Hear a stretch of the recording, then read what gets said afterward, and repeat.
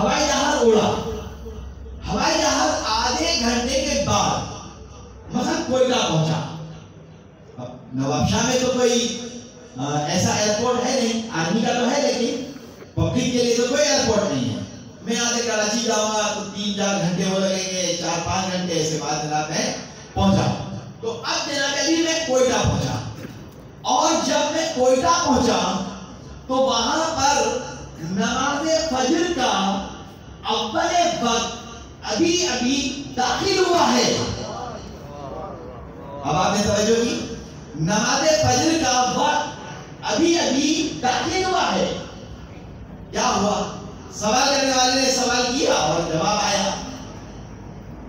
میں اپنی بات کو مکمل کر دوں، پھر مولانا صاحب آگے ہیں تو وہ پڑھیں گے. تو اب جناب علی کیا ہوا کہ میں نے نواب شاہ میں نماز فجر پڑھی اور نواب شاہ سے ایئرپورٹ پہ پڑھی ہے، ہوائی جہاز میں بیٹھ گیا اور ہوائی جہاز یہ میرا اڑان کرتا ہے. درود پڑھیے محمد آل محمد.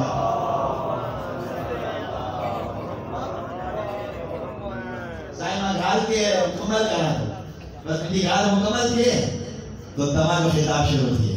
میں اتنی سی تھی تو مجھے بھی آ گئی ہے. تو اب کیا ہوا، میں نواب شاہ سے اڑا اور السلام علیکم اڑ کر میں کوئٹہ پہنچا. جب میں کوئٹہ پہنچا تو نماز فجر کا اول وقت داخل ہوا. آج جمعے کا دن تھا، آج کی نماز میں پڑھ چکا. کیا کروں؟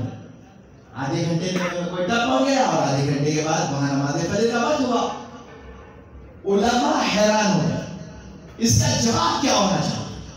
آپس میں مباحثہ کرتے ہیں، مباحثہ بحث کرتے ہیں، نجف کے علماء مباحثہ کرتے ہیں اور مباحثہ کر کے کہتے ہیں کہ اس کو دوبارہ نماز پڑھنی پڑے گی، کیونکہ ایک شہر سے نماز پڑھ کے بھلے چلا ہو لیکن دوسرے شہر میں پہنچا اور نماز فجر کا ٹائم ہوا تو وہ دوبارہ نماز پڑھے گا. یہ نجف کے علماء کی بات بتا رہا ہوں میں آپ کو. لیکن بعض علماء کہتے ہیں کہ نہیں نماز نہیں پڑھے گا، بعض علماء کہتے ہیں نماز پڑھے گا. حیران و پریشان ہے.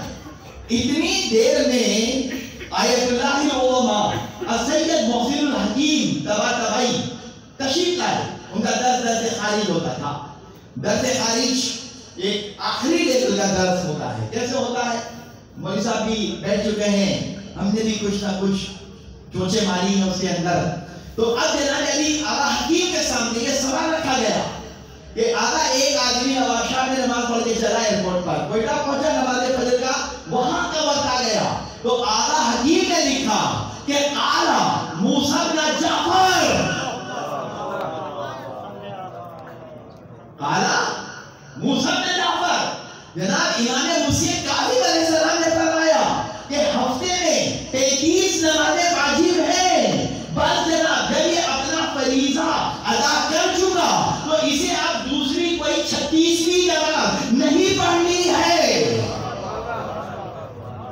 تو جناب یہ مثال میں نے مثال دی کہ 150 ہجری میں یہ واقعہ ہوا تو 11 ہجری 10 ہجری تو 140 سال پہلے نبی کا مثال ہو گیا.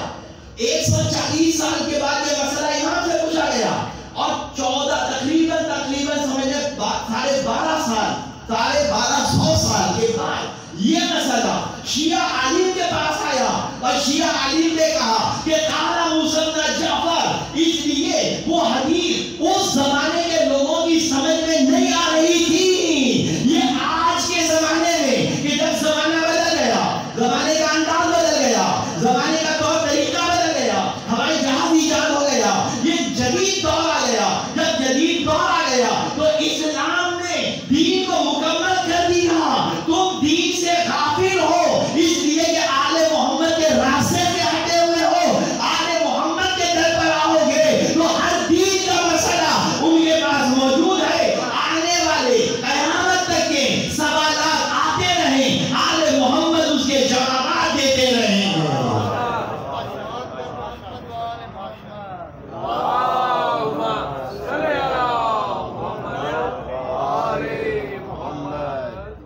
ظاہر سی بات ہے کہ سائن کو مجلس پڑھنی ہے ہم تو بیچ میں کودے ہیں. لیکن ایک بات میں نے بتائی، تو حدیث جو ہے وہ آج اگر ہماری سمجھ میں آئے تو کیا پھاڑ کے کتاب پھینک دیں؟ میری سمجھ میں نہیں آ رہی ہے کتاب، میری سمجھ میں یہ حدیث نہیں آ رہی ہے. امام علیہ السلام کا دور کہ جہاں فقہا کے اختلافات بیان کیے گئے، امام علیہ السلام کا دور جہاں صوفیوں کو دین کے اندر داخل کیا گیا، اور امام کا وہ دور کہ جہاں یونانی فلسفہ اسلام کے اندر داخل کیا گیا. یونان کے فلسفے سے ہمارا کیا تعلق؟ لیکن ظاہر اس کی بڑی بحثیں ہیں. امام نے کیا کارنامہ انجام کیا؟ امام نے ایسے شاگرد بنائے. یہ شاگرد پانچویں امام، چھٹے امام، ہر امام کے دور میں شاگرد. مثلا مولا کے زمانے میں مالک اشتر ہیں، قمبر ہیں، میسم ہیں، یہ سارے لوگ جو شہید ہو گئے. رشید ہدری، ہدر بن ندی، پھر امام حسن مشتبہ کے دور میں، پھر امام علی مقام کے، پھر امام زین العابدین علیہ السلام کے دور میں. ہر امام کے دور میں امام نے کیا کیا؟ امام بس آخری فقرہ پڑھا، ایک جملہ مسائل کا پڑھوں گا، پھر آپ سائن پڑھیں گے مجلس. تو اب جناب علی اماموں نے کیا کیا؟ اماموں نے شاگرد تیار کیے. تو میں کیا کر رہا ہوں؟ یہ جتنے مجلس میں بیٹھے ہوئے ہیں یہ سب میرے شاگرد ہیں. آپ سمجھئے میری بات؟ یہ تو میں کہہ رہا ہوں، یعنی جتنے لوگ مجلسوں میں شریک ہوتے ہیں. بھائی میں نے کوئی اپنی باتیں نہیں بتائی، امام کی بات بتائی، تو امام کی باتوں کو میں نے دنیا میں پھیلانے کی کوشش کی. تو آپ کس کے شاگرد ہیں؟ آپ میرے شاگرد ہیں. میرے استاد کا میں شاگرد، وہ اپنے استاد کے شاگرد، وہ اپنے استاد کے شاگرد، وہ اپنے استاد کے شاگرد. تو آج ہم سب مل کر آل محمد کے علم کے شاگرد ہیں. ہم سب کون ہیں؟ آل محمد کے علوم کے شاگرد ہیں. امام علیہ السلام نے ایک سے کہا کہ تم ظالم کی زندگی چاہتے ہو، اور ایک سے کہا کہ تم ظالم کی کرسی کو قبول کر لو، اقتدار کو قبول کر لو.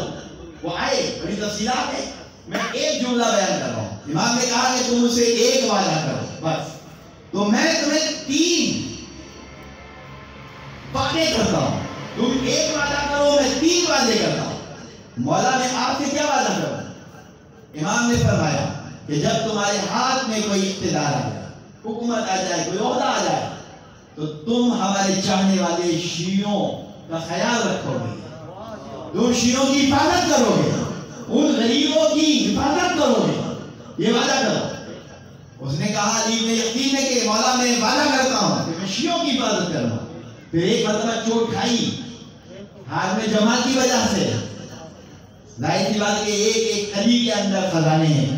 جب جناب چوٹ کھا لی تو ایک مرتبہ امام نے اسے کہا کہ تم نے وعدہ کیا کہ شیعوں کی حفاظت کرو گے، ان غریبوں کو جو ریوڑ کا کوئی راہرو نہ ہو، بھٹک رہے ہوں وہ بکریاں اور جانور، اور وہاں کوئی بھی ان کی مدد کرنے والا نہ ہو.